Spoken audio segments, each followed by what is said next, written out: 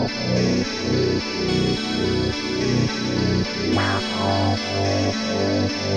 think? Sounds good. Sounds good.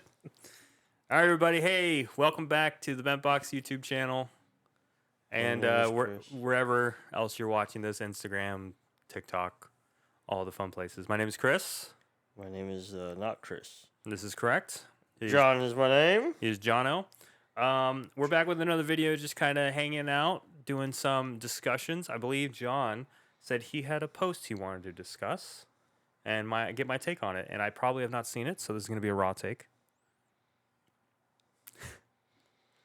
All right, yeah, I'm still searching here. Should I have waited a bit? No. So I just want your opinion. So a guy I follow on Twitter, Ravens Lost, Nicholas Mueller, he said he made a post. He said some creators think you need their permission to make comics, which is unfortunate, but I have seen a lot of that.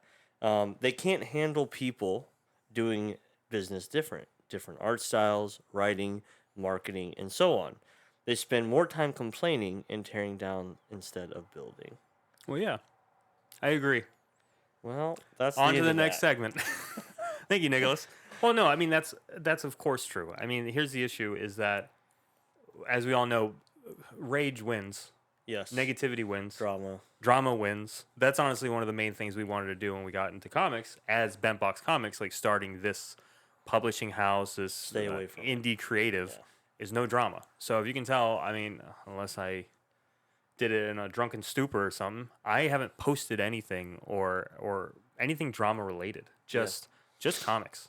Just hanging out, having a good time, showing off art, showing off story, pushing what we're making. So like I'm not interested in that. But that is a huge part of the industry right now, which is why we're trying our best to stand out from that. Actually, okay. So that's not a bad. We can segue and do the announcement that we gave a while ago, but we'll do it at the end of this video. But the comics were changing. All right. I wanted to get on the same page before we gave you guys the update. That's right. But I have noticed that there is like a weird gatekeeping involved. Yeah. Why? Yeah. It's unfortunate. It's because people can't. I mean, it's very, very simple. People can't mind their own business. They don't have anything better to do, so they're looking for drama. They're looking for an argument, and so they get involved in other people's comic creating career and their books, and they try to nitpick those things because they don't have anything better to do. Yeah. When I always said it, I always say it, but you know, when you let other people control your emotions and your feelings, it's not their problem. It's your problem. Yeah. You're the one who's allowing them to control your emotions and really take your energy and put it towards something that doesn't matter. No. And that happens a lot in the indie comic book creating space. Oh yeah, for sure. The reader base and all that, it's a completely different story. I mean, these people that are signing up for your comics generally or you know, backing your comics probably have zero clue what is going on Twitter behind the scenes. Typically, the average reader, except there is loyal following that would know. Yeah, but I mean, we've discussed this off I guess content creation podcast style video like we're doing right now. We've discussed stuff like cult of personality is a huge thing in just marketing in general. So like you get people like, you know, like Eric July and others that have a huge following, even some that are coming into the indie comic space that were Valkyrie, Jacksepticeye, like YouTubers that come in with a huge following. Eric July, technically. Yeah, Eric July. So even though I'm not personally familiar with some of their books, I have like a very basic knowledge of some of them. I'm not super interested in what they're creating, but that doesn't mean that there's not an audience for it. And that, once again, we mentioned in the last video, you know, a rising tide raises all boats. I couldn't care less. It means new YouTube people, a generation that wasn't originally into comics is now potentially getting into comics because of Jacksepticeye, because of Valkyrie. Maybe they'll see our books and maybe they'll read your books. Yeah. So the flip side of that and the argument to that. We said no drama. Sorry to play devil's We said no drama. It's not really drama, but I think the flip side of that is if the content that's being produced by these creators is not of good quality, will that harm the indie space? Yeah, because will they be turned away from a comic in the future if they read trash? I do agree with that because and here's another thing. This is just being objectively just having a discussion. Yeah. But so we're not attacking anyone yet. But here's the thing. You know, we're coming for you. But you have people who it does feel like a cash grab. It's like, okay, Yes. they see people with a good following, they can market something and then sell it to them, and now they're making more money. Yeah. So it does. There are some aspects of it that feels like a cash grab, which is when you get those books that are like, dude, this writing's rough. This art is rough. Where's the editor? Where's the editor? You're running a multi-million-dollar company and you don't have an editor on a book. That was pointed enough where people could figure that one out, but still. Sorry, no names were mentioned. No names were mentioned in the making of this. That's it. I mean, but it's just being objective. We're just seeing it and going, this has potential to be an issue. Yeah. But I mean, for us, we're not interested in drama at all. We're more interested in just making really cool books, really good storylines, no politics, no. We get to learn from everyone fighting.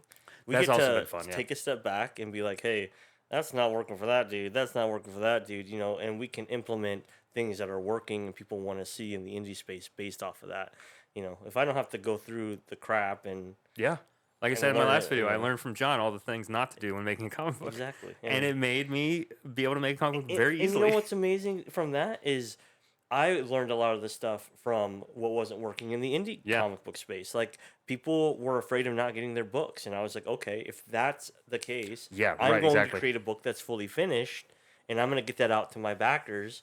I'm not going to make them worry that I'm not going to finish a book and get it to them. It's like a guarantee, right? Yeah. And so that's just one aspect of it. But there was a lot of different things that were happening in the indie space that were failing the readers, and I was like, okay, I'm learning from that, and I was able to learn those things and take that, and then we talk about it and do our best to create books that are finished. And I know that that's not going to be the route for everything, and we're going to get into that sphere of what crowdfunding is technically supposed to be, and because it is a lot of money to make books and run a company, a lot of money. It takes a lot of money. So we've proven that. We have had, I mean, how many? That's 5 titles from me.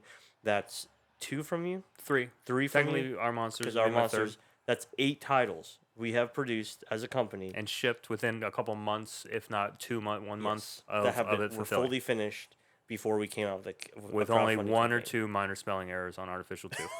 So, and that was very frustrating. That was very frustrating. You went through that book so many times. But it happens. You know, things slip. It's like a little comma, and it didn't help that we were using a font that was kind of like different. And then after we saw, I was like, oh crap, there's no little comma here. Yeah. Anyway, so that we're not interested in the drama or anything like that, but it's a good discussion to have on the pros and cons of the current rhetoric in the indie space, and the drama baiting and the hate baiting and all that stuff, all the baiting going on. Skipping past that joke, and that what we decided to do was we had a long discussion actually with Ziggy. Shout out to you, Ziggy, who's been a huge supporter of our books, including helping fund some of our books. Yes. But we had a discussion with him trying to figure out, and CJ, I think, right? Yeah. We were all sitting together in this room. I've given you hundreds of dollars. CJ has given me hundreds of dollars. And you know what? Don't let you leave here without your Our Monsters book, because I forgot that you don't have it. Am I caught up with you? You don't have it, Okay. Anyway, that's right. Hold it close to your mouth. Put it in your mouth. There's our producer. He's learning, everybody. CJ's eating the mic. Yeah. We skipped lunch. He's hungry. We need to feed our producer. But the discussion we had turned into how do we set ourselves apart from the drama garbage that's going on? Is there a way to where positivity will make a difference or grow or help in any way, or will it just be ignored? So we decided to go with something called Comics for a Change, or Comics with a Cause. We're still working on it, actually. Comics with a Cause. Comics for a Cause, with a Cause. I think Comics with a Cause is what we ended up going with. But Comics with a Cause is an effort that we're putting forward in our website that should be launching probably pretty soon, maybe even when this video goes live. But Comics with a Cause is us looking to give back using our comics. So a portion of a lot of our comics are going to start going towards different charities, specifically charities that correlate really well with the story and the premises behind our books. Yep. One of the kickstarting reasons for this idea was Blossom. Yes. Yeah. So that was really amazing. So I wrote a book in memory of my daughter. She passed away, and we were able to take the money from that book and donate it to a charity called Smile Train. And they are a nonprofit charity, and they help children born with cleft lip and palates, which my daughter was born with. So we were able to donate $500 from that campaign to them. And something I didn't know, which was really cool, is they update you with where your money Went, goes yeah. and who it's helped. It's a pretty legit charity. I like it a lot. It looks really cool. They said, my wife and I was born with a cleft lip, and so it's close to my heart. But we looked. You were ready for that one, weren't you? Keep going. Don't give me a lip. Say it first. That was something you would do to me if I said something. I agree 100%. So continue. But yeah, no, it's it's something that we want to do across all of our books. Blossom was an amazing example of that. We had a very long meeting about giving back, not just to charity but also to our community, and how we can do that, right? So a lot of really cool things in the works. Yeah, so we have a lot of plans coming forward. We're gonna have a page on our website that says Comics with a Cause. It's going to have links to different charities that we're going to try our best to support with all the proceeds from our comics. Not all, obviously, a percentage as we continue to grow. I would love for that percentage to get higher and higher. Depends on you guys for buying our books.